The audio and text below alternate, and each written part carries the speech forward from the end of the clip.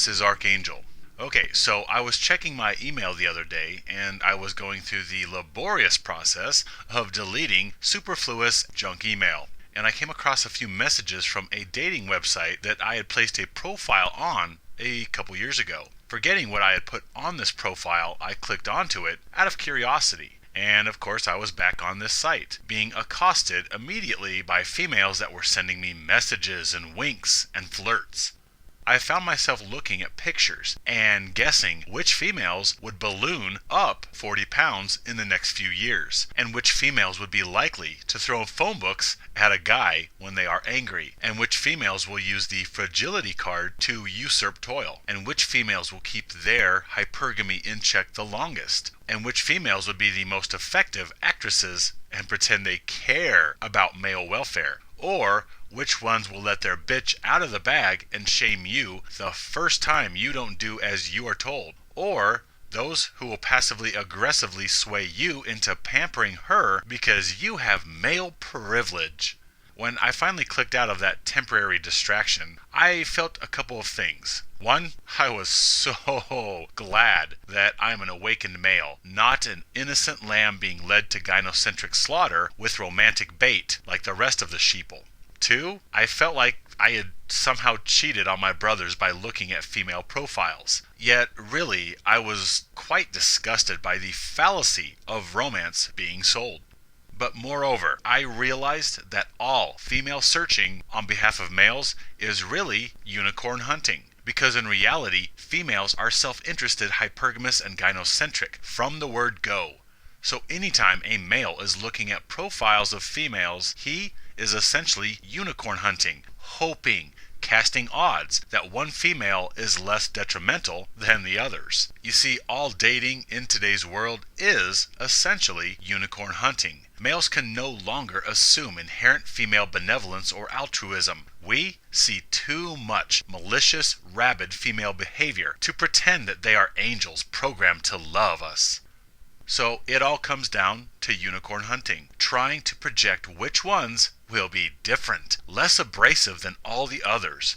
We are trying to determine which car on the car lot is less of a lemon than the others by looking at them or listening to the sales pitch of each one. But really, the problem is not females, it is males. Males are beings of such caring and depth, yet we are made to be isolated and uncared for. So we seek solace in distraction. Fairy tale. We find a placebo to take the place of genuine love and caring. And thus, most have settled on this little fairy tale called romance between the human sexes. This is the most popular placebo in town. However, I realize that really there is no effective nor lasting placebo currently. There is very temporary, fleeting distractions which usually leaves you worse off than you were before, like a junkie indulging in his favorite vice.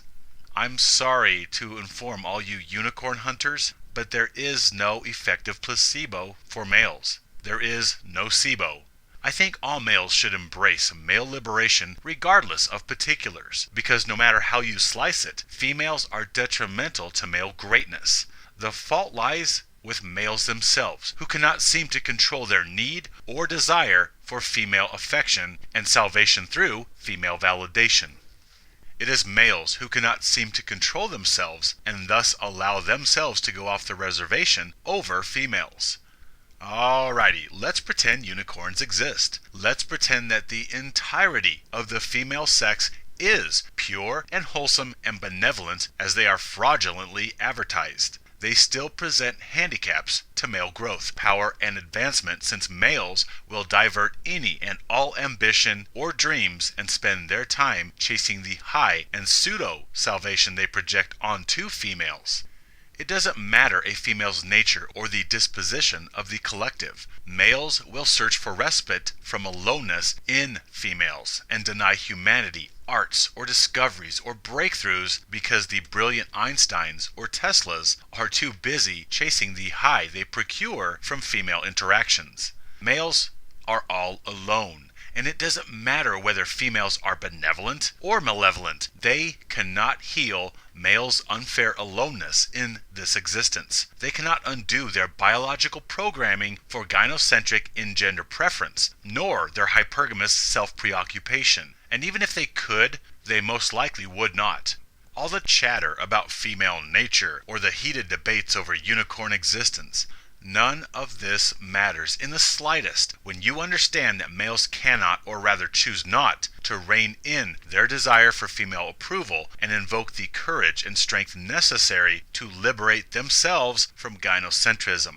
Males fail to recognize or embrace their amazing brilliance because they divert all faculties into chasing, pampering, coddling, serving, and dying for the divine feminine, desperately spending their precious time pursuing the feminine band-aids they invoke to distract themselves from the aloneness that is male reality. It matters not whether she is an angel or whether she is the devil. Males do not sequester control of themselves or uphold their worth around females, regardless of whether they are benevolent or malevolent. If there was a cat around, my dog could not focus on anything else. Even after the cat was long gone, he was still agitated, hackles raised over the mere appearance of a cat walking by the fence 5 minutes ago. It didn't matter how sweet or nice that cat was, or how much that cat lobbied on behalf of canine welfare, or contributed to canine rights funds. Or perhaps that cat was evil and had voodoo images of dogs with pins in them at home. Nothing about the cat mattered in the slightest. He was not his usual brilliant self when cats were around. It had nothing to do with the cat, and everything to do with his lack of control around them. Well, same argument here. What if a unicorn exists? So what? They still handicap males, albeit unknowingly and unintentionally. I have observed male behavior for quite some time, and I realize males fail to control themselves or maintain their value, sovereignty, or power in the presence of any female, whether good, bad, malicious, or altruistic. The problem rests with males, not females. Males who fail to overcome their fears or demons will instead project salvation from aloneness onto the same beings they are sexually and instinctually drawn to. In light of the ubiquitous male weakness, all discussion of female nature or disposition is a debate of futility, like musing over whether Green Lantern likes carpet or tile in his bathrooms. Males should embrace MGTOW and male liberation from gynocentrism regardless of anything else, period. This is for the good and well-being of males. It is for males' growth. Even if some unicorn came along and offered the selfless love that males would overturn mountains to find, and even if she insisted on him reciprocating nothing in return, males would still willingly slip chains around their own wrists and ankles and give themselves over to her service as a divine offering to his rescuing deity. He would willingly lay down and offer himself to the object of his affection and caring.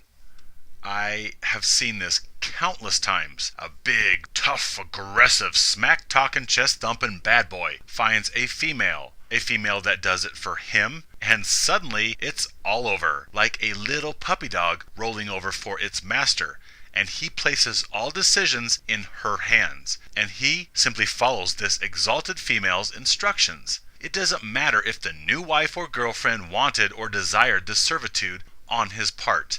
He willingly, of his own accord, hands her the reins, and he simply tends to the business of pulling the cart. Maybe females are malevolent, or maybe 2 or 3 are quasi-benevolent. Maybe they are breasted demons, and maybe a few are angels in training. Perhaps females are all crocodiles, or perhaps a few unicorns exist. And perhaps Green Lantern likes tile with generous usage of plush area rugs in his bathrooms. All this matters not. Unicorn existence? Who cares? Females handicap male greatness, period. females. Some unwittingly stymie humanity's advancement because of the pull they exert on males who will divert and retard part or all of their greatness and brilliance in order to placate, chase, or carry a female through life. Like planets exerting gravitational forces and pull on one another, females exert a pull on males with their mere presence that causes males to willingly be shovels and devalue themselves in order to protect and provide for her. Even if she insists that they do not, males will still willingly devalue themselves for females. Males forget or downplay their brilliance in the presence of a female. They forget about conquering the stars and simply revert to chasing the high they receive from female interaction. Males fail to understand or rise above their mortal plight. This is an internal male issue. That's why it doesn't matter the disposition of females. If they are around, they exert an unknown attraction upon males which causes males to willingly throw themselves under the bus for females who, in all fairness, perhaps never asked them to in the first place. If there is a female around, males clamor for the coveted martyr position while in service to the divine feminine. Until males face their fears of mortality and aloneness, nothing will change. We will have males standing in line waiting for their turn to jump off the cliff's edge, all in the name of female divinity. Male empowerment, male liberation is the path for all males. There is no placebo that will spare males from willingly devaluing themselves in order to continue chasing female placebo. There is no SIBO that will give males the fairy tale they want and empower them at the same time. Males are either empowered and alone, or they are devalued and enjoying the fairy tale. Either way, this is the ultimate tragedy of male existence. Males are great and powerful, a sovereign over their own destiny and subjugated to no one, because they willingly eschew fairy tales of romance. The other option is that they indulge in romantic fairy tale, and because of their caring, they willingly lay down and play doormat or shield for those whom they have come to care about. It doesn't matter if a male's object of caring even cares about them in return. When males care, they place themselves in harm's way for those they care about, and their wants or needs are put on the back burner for those they love. There is no romantic resolution where males can suckle at fantasy and be empowered at the same time. Because when males begin to care, they subconsciously begin lowering their worth and elevating the worth and needs of their object of affection. It's almost a reflex that males don't even know they are doing. Yet regardless, it still leads to male devaluation. And when you get a planet full of males lowering themselves while still thinking, I'm empowered, hence we get what we have, a world full of elevated females and devalued males. So, unicorn existence? Yeah, it doesn't matter, because females exert a force upon males with their presence, which ultimately leads to male devaluation, and male devaluation leads to male disposability, regardless of whether the female is good and caring, or evil and malicious, or whether she crochets and sings opera in the shower. Nothing about the female matters. Males cannot seem to control themselves around females, and they throw themselves under the bus and teach other males to do so as well. I'm sorry, friends, there is no placebo that will reconcile romantic fairy tale and male empowerment at the same time.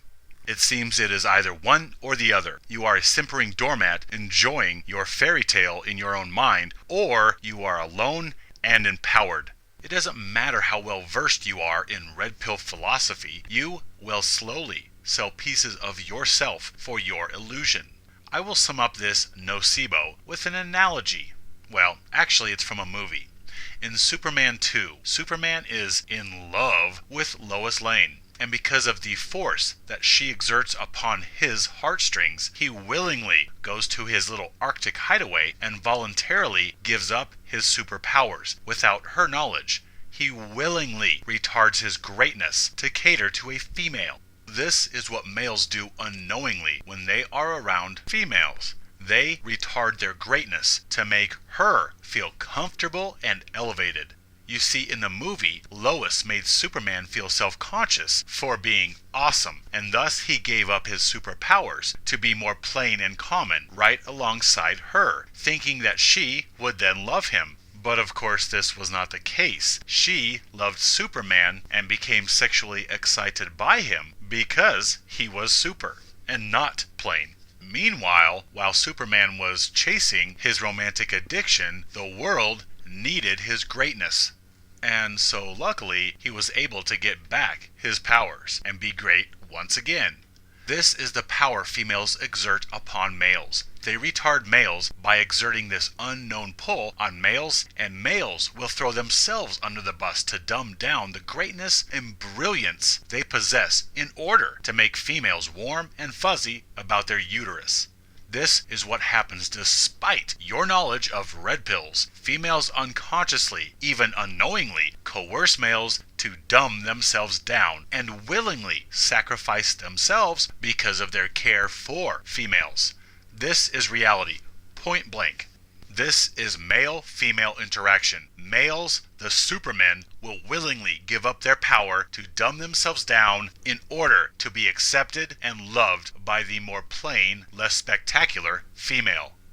Kick, scream, cry all you want. This is the pull females exert upon males. Unicorn existence? It doesn't matter. Female benevolence or altruism? It doesn't matter. Males will experience digression and greatness retardation around females. Bottom line. So until AI or virtual reality comes out, there is no placebo that will not devalue nor discard you. Thus, no SIBO. Me, I choose to be empowered. And wait for virtual reality. My friends, my brothers, stand with me, live free.